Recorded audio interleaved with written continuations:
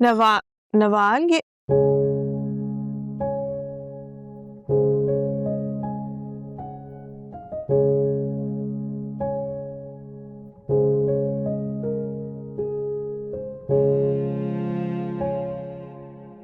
नवाल भाई, मैंने तुम्हारे लिए बैग्स देखे थे, देखकर मुझे बताओ तुम्हें कौन सा पसंद है।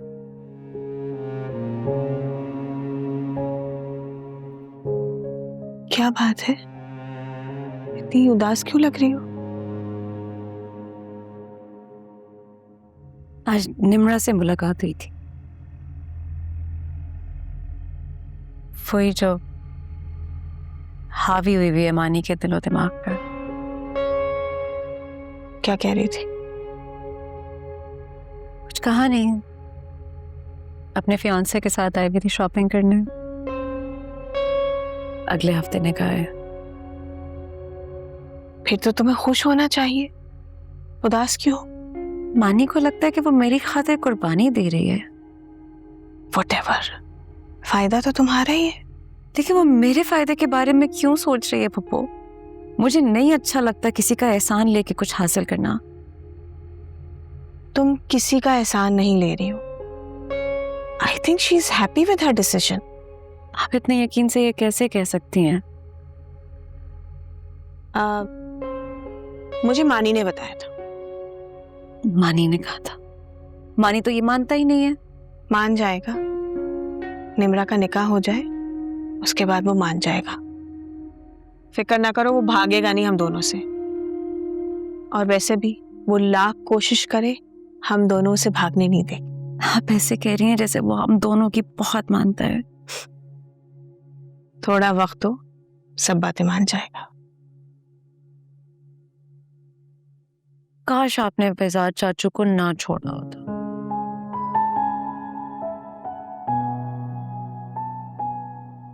अगर ना छोड़ा होता तो क्या होता? तो आप मानी को मना लेती और बेजार चाचू को भी। वो दोनों बहुत जिद्दी हैं, अपनी मर्जी के मालिक, अपने ख्वाबों के असीर। अच्छा चलो, तुम मुझे बताओ इसमें से कौन सा बैग अच्छा लग रहा है, और अगर ये पसंद नहीं आ रहे हैं ना, तो जो तुम्हें पसंद आ रहा है वो मुझे बताओ, मैं ऑर्डर करती हूँ।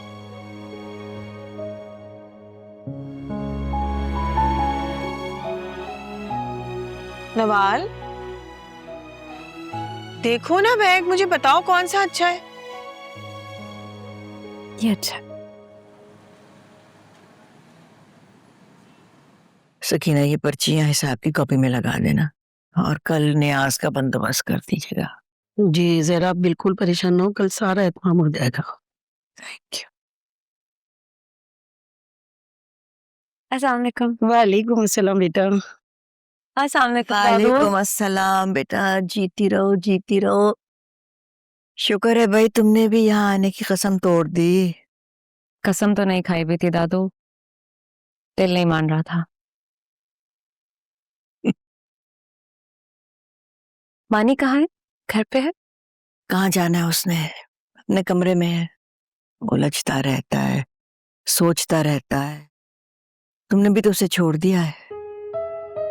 मैंने नहीं छोड़ा दादू, उसने छोड़ा है। खैर वो अपनी जगह, लेकिन बेटा दोस्ती तो खत्म नहीं होनी चाहिए ना। दोस्ती तो होते हैं जो एक दूसरे को मुश्किल वक्त में रास्ता दिखाते हैं, सहारा देते हैं।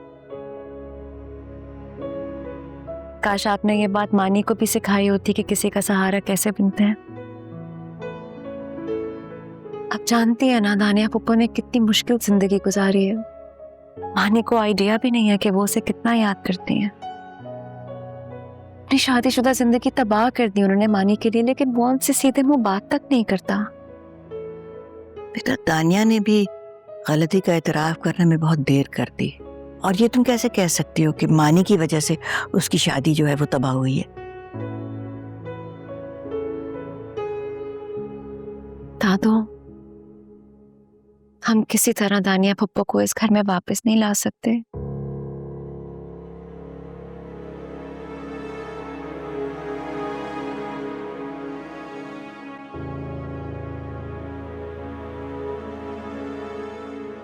वाह दादू, आज तो बड़े बड़े लोग आए हुए हमारे घर।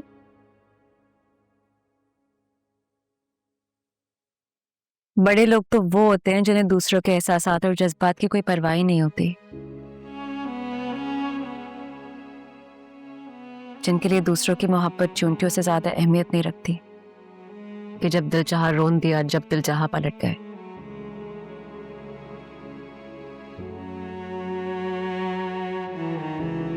आज बड़ा प्रिपेयर होकर आई हूँ। अब लड़ाई बंद करो, आपस में बैठ के जरा बात करो। हैं, मैं चलती हूँ। चाय बाय भेजूं? थैंक यू दादू।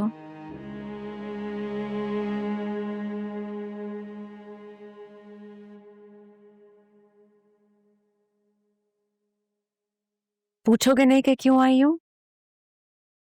आज से पहले कभी एतराज हुआ है मुझे तुम्हारे यहाँ आने पर, तो आज क्यों पूछूंगा? पहले में और अब में बहुत फर्क है। तुम्हारे लिए, मेरे लिए तुम आज भी वही नवालो जो पहले थे।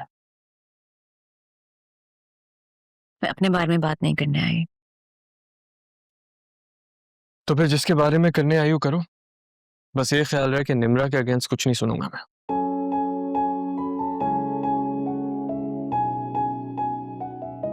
मुझे निम्रा से कोई प्रॉब्लम नहीं है मानी, इसीलिए उसके बारे में मैं कोई बात भी नहीं करूंगी।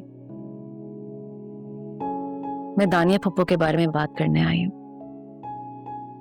उन्हें क्या हुआ? She is your mom.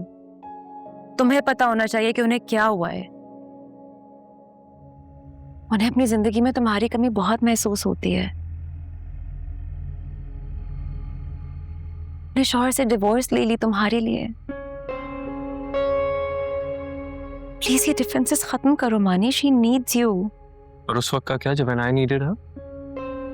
जब पल पल मैं उन्हें मिस करता था तब वो कहाँ थी? अब वो कितनी आसानी से कह सकती हैं कि मेरी खातिर उन्होंने अपने शौहर को डिवोर्स कर दिया। That's convenient. तड़पती हैं तुम्हारे लिए, रोती हैं, तुम्हें कुछ नहीं बताती। हाँ, तो मैं भी बहुत रोया हूँ, बहुत तड़पा हूँ उनके लिए। उन्होंने मुझे देखा पलटकर।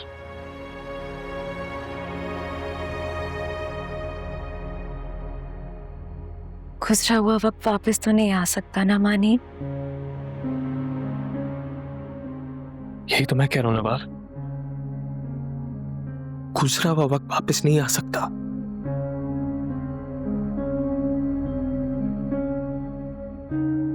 कभी नहीं।